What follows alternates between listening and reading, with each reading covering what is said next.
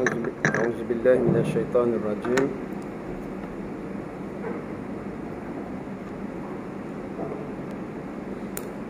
بسم الله الرحمن الرحيم.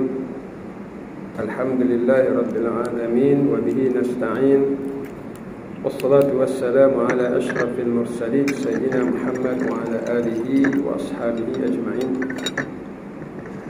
قال الله سبحانه وتعالى: سبحانك لا علم لنا إلا ما علمتنا إنك أنت العليم الحكيم ولا حول ولا قوة إلا بالله العلي العظيم. صدق الله العظيم. Marilah kita mengambil beberapa pengajaran daripada satu peristiwa yang besar yang berlaku di zaman Nabi SAW, iaitu Perang Badar. Jadi Perang Badar ini berlaku 2 tahun sahaja selepas Nabi SAW berhijrah ke Madinah.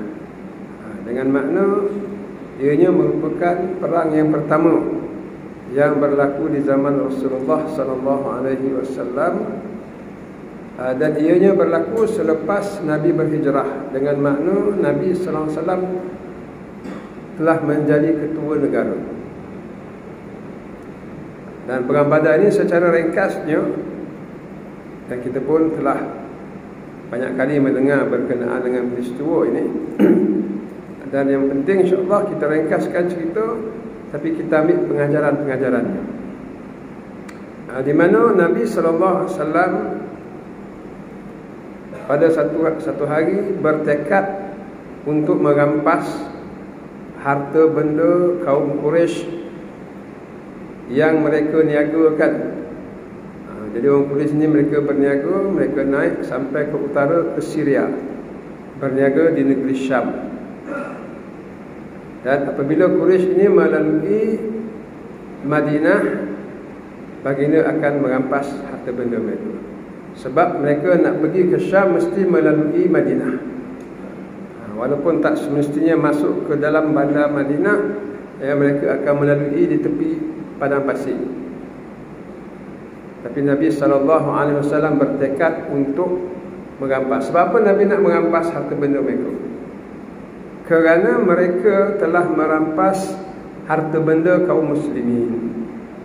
Jadi orang Islam berhijrah, mereka tinggalkan rumah-rumah mereka, mereka kunci rumah, ya. Dan mereka bukanlah seperti orang kita bila berpindah ke satu tempat. So bila-bila kita boleh datang balik tengok rumah lama kita, kita nak menyapu rumah kita ke rumah kita tinggalkan, kita nak membersihkan, kita nak angkut barang-barang yang masih tertinggal. Tapi bukan peristiwa hijrah ni seperti itu. Peristiwa hijrah adalah peristiwa di mana kaum muslimin terpaksa meninggalkan harta benda mereka. Terpaksa meninggalkan harta benda mereka. Bermakna mereka berhijrah ni berhijrah terus, tak tahu bila mereka akan kembali. Kalau ditakdirkan Islam berjaya mengalahkan kaum Quraisy musyrikin di Mekah, adalah rezeki ambil balik, masuk balik rumah lama. Macam orang Palestin sekarang, kalau ditakdirkan Israel untuk kalah, mereka akan balik dan mereka akan masuk balik rumah-rumah mereka yang dulu. Adapun sekarang orang Yahudi merampas rumah-rumah mereka, dan orang Islam sekarang ini berada sebagai pelarian di negara-negara jiran. Seperti di Jordan, ada banyak kemah-kemah pelarian. Namanya kemah pelarian, tapi sebenarnya kemah pelarian ini tahun 48 dulu, 1948. Sekarang ini tempat di mana kemah-kemah itu berada, dia dah tak ada kemah dah. Sebab dah berapa tahun? Dah 70 tahun. Jadi kemah tu dah jadi tanah lot. Tanah lot kecil, satu saiz dengan saiz kemah. Kemudian tanah tu sekarang ni dah dibangunkan jadi rumah simen. Jadi kalau tuan-tuan pergi ke Lebanon ataupun ke Jordan, kita akan tengok yang dinamakan kemah pelarian. Dan memang orang sebut mukhayyamat. Mukhayyam ni khaymah. Tapi dia tak ada kemah dah. Tahun 48 bagian dia memang namanya kemah. Tetapi sekarang ni dah rumah-rumah batu, tapi rumah batu yang sangat dhaif. Rumah batu yang macam kalau kita ni rumah batu setinggan. Kemudian elektrik, pencawang elektrik dia, saya dah pergi melawat lah. Macam apa ni, macam urat-urat, punyalah banyak berselirat. Dia tak ada macam bersistem, tak ada. Kita akan tengok macam berselirat, macam apa, tadi rapia tu bergulung-gulung, macam itulah. Dhaif keadaan mereka. Jadi itu yang berlaku pada sahabat-sahabat Nabi SAW. Bila mereka meninggalkan Mekah, rumah-rumah mereka itu ditinggalkan. Kemudian kaum Quraisy masuk dan merampas rumah mereka.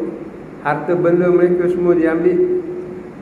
Seolah-olah orang berhijrah ni, mereka berhijrah terus dan mereka meninggalkan semua harta benda mereka. Dan itu yang berlaku pada orang Palestin. Geran ada, atuk dulu dah berhijrah ke Jordan, ke Lebanon. Geran tu ada sama sekarang, rumah tu ada, tapi dah tidak ada makna. Dengan kata orang Yahudi dah ambil tanah-tanah mereka pun. Geran ada, masa pelarian dulu bawa geran tu, tapi geran tu dah tidak memberi makna sebab negara dah jadi negara lain. Macam tu. Ataupun kalau kita nak bandingkan sekarang ni, tapi taklah sama sangat, tapi ada juga persamaan. Kalau adalah geran-geran tanah di Singapura, sekarang tak ada dah. Sekarang semua rumah flat, kampung-kampung dah tak ada, tanah-tanah dah tak ada. Dia lebih kurang macam tu. Dan itu yang berlaku kepada sahabat-sahabat Nabi SAW.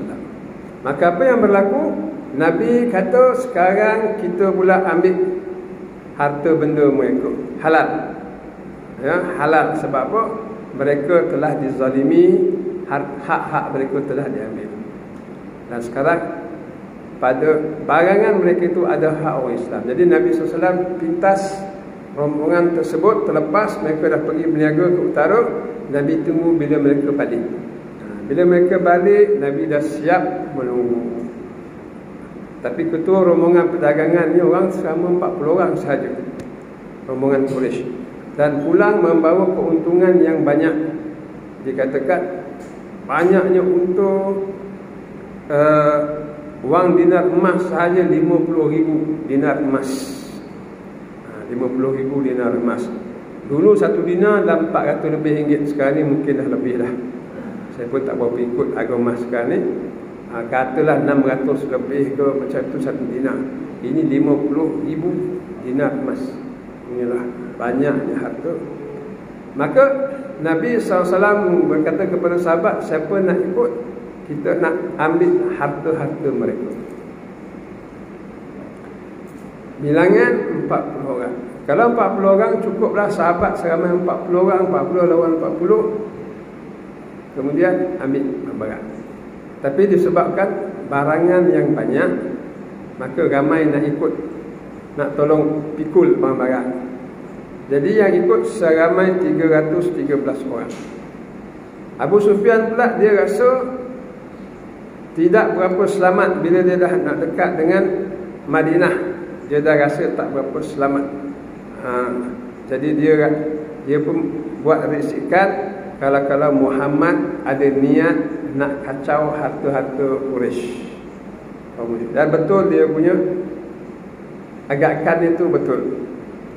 Di antaranya adalah di padang pasir itu dia nampak banyak najis-najis unta berjalan, dia akan terberak, kemudian najis-najis itu akan berada di padang pasir. Jadi dia ambilnya najis itu dan dia ramas, dan didapati dalam najis itu ada biji kurma. Itu betul biji kurma ni keras, dia takkan hancur. Jadi ada biji kurma, dan bermakna ini unta yang makan kurma. Sudah tentulah unta ini datang daripada tempat yang banyak pokok kurma. Dan tuan-tuan kita pun tahu, siapa yang dah biasa ke Madinah, di Madinah ni tempat subur dengan kurma. Ladang kurma macam Malaysia ladang kelapa sawit. Dia berbeza dengan Mekah. Mekah tidak ada tanaman, Tapi di Madinah ni tanaman, jadi untung-untung dia sampai makan rumput, makan juga kurma-kurma ni, jadi mengeluarkan najis yang ada biji kurma. Jadi Abu Sufyan bila dia ramah najis kat padang pasir tu, ada biji kurma, dia kata Muhammad lalu kat sini. Lalu dia hubungi orang di Mekah, selamatkan harta benda anda semua dalam bahaya. Muhammad nak ambil harta ni, cepat datang. Jadi Abu Jahal dan sebagainya sampai begitu ni, mereka pun mengumpulkan tentera seramai 1000 orang, lengkap dengan baju besinya, lengkap dengan kuda berapa ratusnya, kemudian bergerak ke Madinah. Kerana Abu Sufyan pula dia lencong ikut jalan laut jauh, tak terkejar oleh Nabi SAW. Bila sahabat-sahabat mula nak bergerak, datang perkhabaran bahawa Abu Sufyan dah lepas lagi, dan yang ada di depan mereka adalah tentera, bukan lagi rombongan perdagangan, rombongan perniagaan berharta, tak ada. Yang menunggu adalah 1000 tentera, lengkap pedang, lengkap perisai, lengkap baju besi, dengan beratus kuda. Ini yang terpaksa mereka hadapi. Jadi pengajaran daripada sini Allah Ta'ala ajak mereka, iaitu apa? Wa yuridu anna ghaira dhati syaukati takunu lakum, dalam surah Al-Anfal. Mereka harap mereka akan bertembung dengan rombongan perniagaan yang tidak ada senjata, tidak ada kekuatan. Wa yuridullahu an yuhiqqal haqqa bikalimatihi. Tetapi Allah Ta'ala hendak membenarkan kebenaran. Maknanya nak menjayakan kebenaran, nak memenangkan kebenaran. Kamu nak lain, Allah Ta'ala nak lain. Ini pengajaran yang besar dalam kehidupan kita. Kita pun alhamdulillah kita dah berpengalaman sedikit dalam hidup. Tak semua perkara yang kita nak kita dapat. Jadi hakikat sebenarnya semuanya ketentuan Allah. Kalaulah dunia ni ketentuan kita, kita yang menentukan apa yang kita nak kita dapat. Kalau kita nak bertani, apa yang kita tanam semua tumbuh, semua boleh jual hasil. Kalau kita nak meniaga, apa yang kita meniaga, untung yang buka kedai makan ramai yang datang. Dia tak macam tu. Kehidupan ni kita nak sesuatu, tapi Allah datangkan sesuatu yang lain. Tak semua apa yang kita nak itu kita dapat. Ada yang kita dapat, itu pun Allah kehendaki, dan ada yang kita dapat perkara lain, itu pun Allah Ta'ala kehendaki juga. Begitu juga sahabat, ya, mereka hendak keluar kerana untuk memintas dan mengambil harta-harta daripada perniagaan Quraisy, tetapi Allah Ta'ala menghendaki yang lain. Itu pengajaran yang pertama. Pengajaran kedua, ketika mereka sahabat dan Nabi SAW di Mekah sebelum berhijrah, mereka ini menyatakan kebenaran. Dan menyatakan kebenaran ini perintah Allah. Dan kita tahu siapa yang bercakap benar. Ada orang suka, ramai orang tak suka. Terutamanya orang-orang yang berkepentingan. Mereka tak suka dengar perkara-perkara yang benar ni. Kalau kita kata arak haram, orang boleh tahan lagi sebab dia tak minum arak. Tapi kalau kita kata kilang arak haram, ini berat sikit. Sebab orang ada kepentingan. Orang buka kilang arak berjuta-juta, untung berjuta juga. Tapi kita kata haram, apa benda dia? Kalau kita kata kedai menjual arak haram, ada orang tak suka. Sebab benda tu benda berniaga, orang nak duit. Jadi bila menyatakan kebenaran, ramai tak suka, ataupun ada pihak yang tak suka. Macam itulah sahabat. Tetapi mereka tahu akan datang dugaan, akan datang cabaran. Tapi nak buat macam mana mereka ini, itu perintah Allah. Macam mana mereka wajib solat isyak, macam itu mereka wajib menyatakan kebenaran.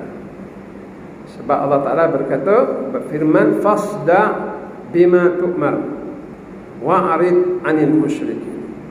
Fasda', ledakkan kebenaran seperti yang telah diarahkan. Wa'arid 'anil musyrikin, pedulikan orang-orang musyrikin. Dia nak marah ke, dia nak apa ke, pedulikan. Maka sahabat terus menyatakan kebenaran. Tuan-tuan, ini tanggungjawab kita ni. Kita mesti menyatakan kebenaran. Kalau kita tak menyatakan kebenaran, maka kita tidak menyampaikan risalah Islam yang merupakan satu kewajiban. Ya ayyuhar rasul balligh ma unzila ilaika min rabbik fa illam taf'al fama ballaghta risalatah. Wahai Nabi, wahai Rasul, sampaikanlah kepada manusia apa yang diturunkan Allah kepada kamu. Ayat ini kepada Nabi ketika hayat Nabi. Nabi dah tiada, ayat ini masih kekal di depan kita. Maka menjadi kewajipan kita pula. Bermakna, wahai tuan-tuan dan puan, wahai saya sendiri, sampaikanlah kepada orang lain, pada jiran-jiran kita, pada masyarakat kita, apa yang diturunkan Allah Ta'ala itu dalam Quran. Semua yang ada dalam Quran kita kena sampaikan. Fa'ilam taf'al, kalau kamu tak buat, fama ballaghta risalatah, kamu tidak menyampaikan risalah Allah Ta'ala.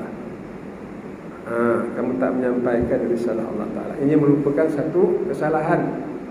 Ya, innalladzina yaktumuna ma anzalallah, orang-orang yang menyembunyikan apa-apa yang diturunkan oleh Allah Ta'ala, tak boleh. Ulaika yal'anuhumullah wa yal'anuhumul la'inun. Mereka orang-orang yang dilaknat Allah dan dilaknat oleh orang-orang yang melaknat. Kalau apa yang kita tahu, kita kena sampaikan kepada manusia. Jadi bila mereka kena tekanan, sahabat-sahabat, sebahagian daripada mereka yang lemah imannya, mereka jumpa Rasulullah sallallahu alaihi wasallam dan mereka berkata kepada Nabi, marilah kita berperang. Kita ni kena lanyak, kena tindas, kena jemur dengan tengah panas dan sebagainya, tapi kita ni sabar. Allah Ta'ala suruh sabar, Nabi suruh sabar. Keluarga Yasir, mak ayahnya dibunuh, diseksa sehingga mati, pun Nabi kata sabar.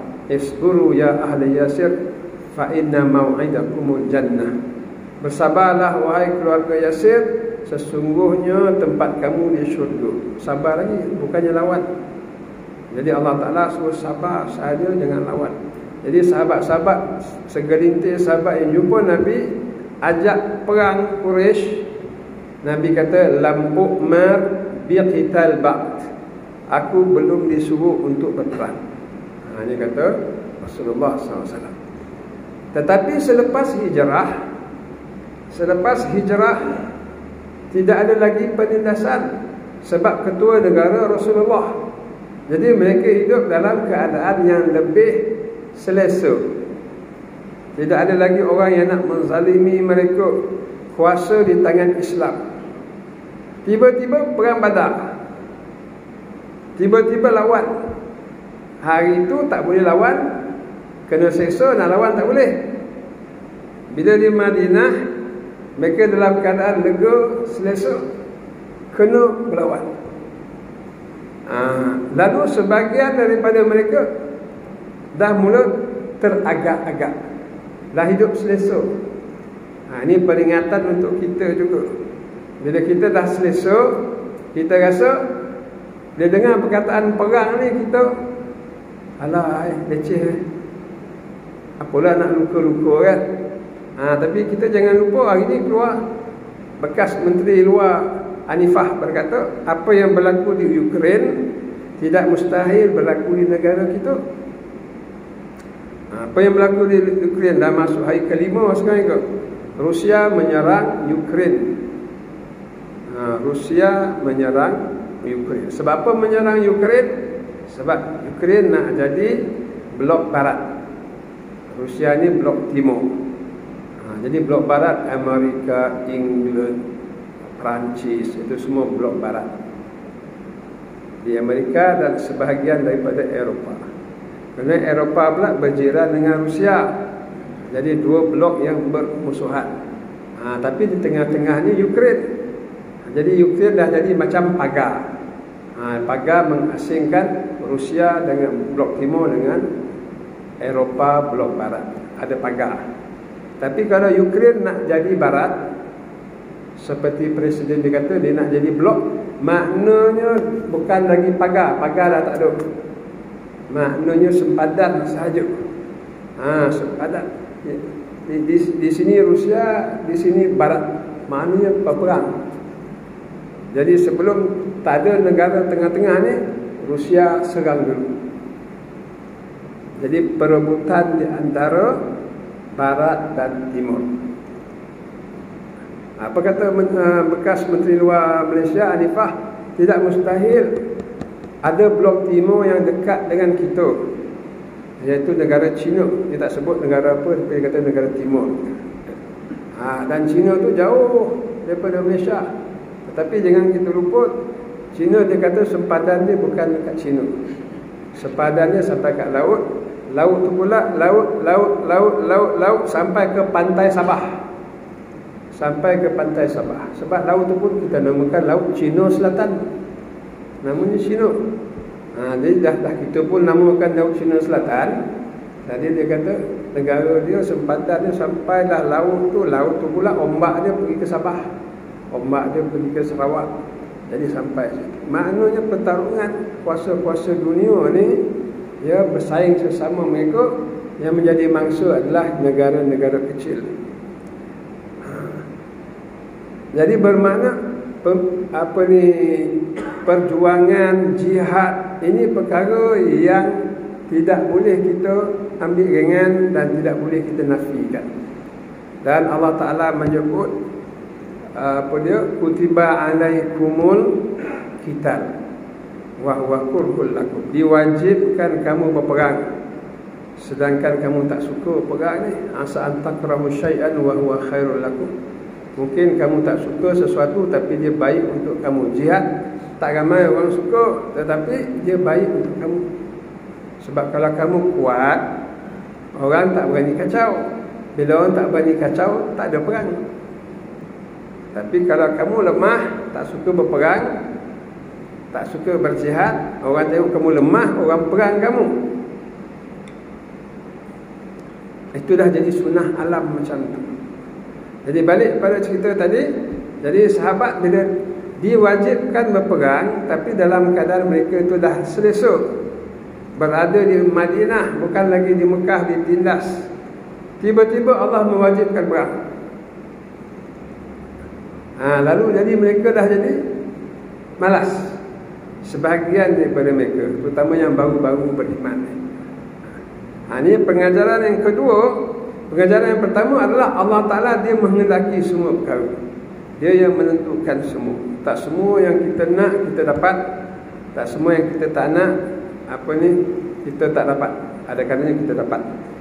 Allah Ta'ala juga pengajaran kedua adalah jangan kita buat sesuatu dalam Islam ni hanya disebabkan semangat, tetapi mestilah berdasarkan ilmu, berdasarkan kefahaman dan keimanan. Seperti mana sahabat ketika di Mekah, jom ya Rasulullah kita lawan dia, yang menindas-nindas kita ni, itu semangat mereka. Tapi bila hilang semangat tu, ketika berada di Madinah, mereka tidak lagi diseksa. Bila diwajibkan perang, mereka teragak-agak. Dan ada yang kata, ya Rasulullah, kita ni kan kita nak serang rombongan perdagangan kan, bukannya tentera kan. Ada kata, innama nuridu al-air, kita nak rombongan perdagangan kan ya Rasulullah. Tak ada. Mana satu kata Nabi, mana satu ada depan kita, itulah yang kita akan perangi, iaitu tentera. Tetapi sahabat-sahabat yang ikhlas berjihad, mereka pergi berjihad perang Badar itu kerana keimanan mereka kepada Allah Subhanahu wa taala. Kerana janji yang Allah Taala telah sebut di dalam Al-Quran dan janji yang Nabi sallallahu alaihi wasallam sebut di dalam hadis-hadis. fadilat orang-orang yang berjihad di jalan Allah. Ini pengajaran yang kedua. Jadi asas kepada beramal dalam Islam adalah ilmu, dan bukan semangat. Sebab semangat ni ada masa dia tinggi, ada masa dia akan menurun. Kita tak mahu orang yang mengamalkan Islam ikut mood. Pergi ke surau masjid pun ikut mood. Bila mood baik, nampak ramai lagi. Setiap masa sebelum azan dah ada. Itu dia mood dia bagus. Kalau mood dia tak bagus, langsung tak nampak. Sebulan tak nampak, 2 bulan tak nampak. Lepas tu muncul balik. Bukan ikut mood, bukan ikut semangat, tetapi mengikut ilmu, kefahaman dan keimanan. Kemudian tuan-tuan dan puan-puan, berlakulah peperangan Badar. Kita pendekkan cerita sependek-pendeknya. Datang bantuan Allah Subhanahu wa ta'ala, iaitu bantuan daripada para malaikat, bantuan daripada hujan, bahkan bantuan mengantuk. Sahabat sebelum dia berjihad tu dia mengantuk. Apa kelebihan mengantuk ni? Kita kadang-kadang kita kusut satu benda, padahal benda tu kecil dia tak ada apa, tapi dah kusut perasaan, pemikiran kita pun semua. Tiba-tiba kita tertidur, kita bangun balik kita rasa segar. Oh, tak ada benda tu tak susah mana pun. Itu kelebihan mengantuk. Jadi sahabat-sahabat bila dah berdepan dengan tentera Quraisy ataupun hampir bertemu dengan tentera Quraisy, mereka terlena sekejap. Tengah pihak sana buat persiapan, sini buat persiapan, terlena. Kerana mereka sedar balik dalam keadaan semangat yang baru. Kemudian hujan turun. Kalau hujan turun taklah macam hujan dekat Terengganu dengan Kelantan ni sampai banjir. Hujan di Padang Pasir ni hujan yang renyai-renyai. Kemudian pasir ni kalau kita nak pijak dia macam kita nak berlari dekat pantai, meletihkan. Kalau kita nak lawan air tu kan, macam itulah padang pasir. Kalau lembut pasir dia macam tenggelam dalam air, letih. Tapi bila turun hujan ni, pasir tu dah jadi mantap. Dia jadi mantap, senang nak berperang. Itu semua pertolongan Allah Subhanahu Wa Taala, dan malaikat pun datang juga menolong sahabat-sahabat Rasulullah sallallahu alaihi wasallam. Idh yuhi rabbuka ilal malaikati anni ma'akum. Dan ketika Allah Subhanahu Wa Taala mewahyukan kepada malaikat, katakan kepada mereka, aku bersama kamu. Fathabbitul ladina amanu, teguhkan pendirian orang-orang yang beriman. Sa'ulqi fi qulubil ladina kafaru ra', aku kata Allah akan melemparkan ketakutan di dalam hati orang-orang kafir. Fadribu fawqal a'naq, Allah Ta'ala perintahkan malaikat, penggallah di atas leher mereka. Wadribu minhum kulla banan, penggallah di atas kepala mereka, ubun-ubun mereka. Dzalika bi annahum syaqullaha wa rasulah, yang demikian kerana mereka telah mendustakan dan menderhaka kepada Allah dan Rasul. Dan wa man yushaqiqillaha wa rasulahu fa innallaha syadidul iqab.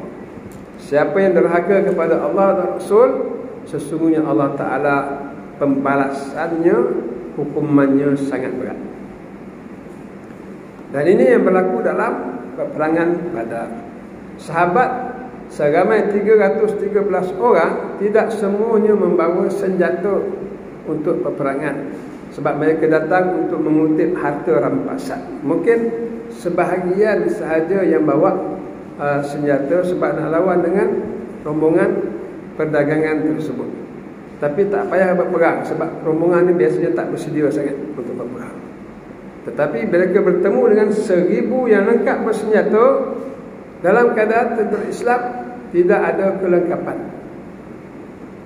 Jadi sebab itu sebagian mereka ambil mana-mana kayu. Ada yang lepas takmar, ada yang asalkan ada saja nak lawan. Macam mana nak lawan orang yang ada pedang? Pedang ni macam mesin gun lah. Pelepah ni macam pisau je. China pisau nak lawan pedang kan? Tapi ini yang berlaku. Pendek ceritanya, tentu Islam menang, alhamdulillah. Kita nak pendekkan dia cerita. Banyak kisah-kisah dalam. Ada di antara yang cuba nak pukul dengan kayu, kepala dah tercabut dulu. Maknanya malaikat dah penggal. Dan semua ini dalam Al-Quran, peristiwa Badar telah berlalu, tapi dalam Quran masih ada, menunjukkan perkara ini akan terus berlaku sehinggalah ke hari kiamat. Dan kita dah dengar banyak kisah jihad Islam di Bosnia dulu, jihad Islam di Afghanistan, lawan Rusia dulu. Macam mana Afghanistan boleh kalahkan Rusia yang begitu kuat? Semuanya dengan pertolongan Allah Subhanahu wa taala. Kita cerita sikit supaya jadi peringatan. Satu buku yang ditulis oleh Syahid Dr. Abdullah Azzam. Beliau adalah pensyarah. Dia seorang Arab Jordan. Dia mendapat PhD di Universiti Al-Azhar. Dan dialah yang menyatukan mujahidin di Afghanistan. 7 kumpulan yang bergaduh, nak lawan Rusia pun bergaduh. Tapi bila Abdullah Azzam ni datang, dia dapat satukan semua 7 kumpulan mujahidin. Jadi bila bersatu, menang lawan Rusia.